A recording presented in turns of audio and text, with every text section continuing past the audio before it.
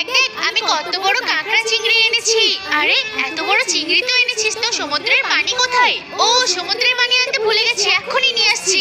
এক্ষুনি কি করে নিয়ে আসবে? কাকা সমুদ্রের পানি নেবো, 10 টাকা করে দেবে? আচ্ছা নিয়ে যাও, কিন্তু এই পানি তুমি কি করবে? ও তেমন কিছু না, এনো কাকা টাকা। তাহলে আমি আসছি। এরা নাকি টাকা দিয়ে আবার সমুদ্রের পানি কিনতে আসে, পাগল আছে মনে হয়। ভাই তাড়াতাড়ি বাইরে আয়, আমি সমুদ্রের পানি নিয়ে চলে এসেছি। কই দেখি, এটা মোটেও ভালো না। এই দিয়ে কি লবণ বানানো যাবে? আরে কে বলেছে যাবে না? তুই আমার উপর ছেড়ে দে। এই পানি দিয়ে আমি তোকে লবণ বানিয়ে দেখাবো। এই যে সমস্ত পানি কড়াইয়ে ঢেলে দিয়েছি, এবার ভালো করে জাল করে নেব। আগুনের তাপটাও বেশ খানিকটা বাড়িয়ে দিয়েছি, আর এই পানিতেও বলক চলে এসেছে। আরে বাহ, কত সুন্দর লবণ তৈরি হয়ে গেছে।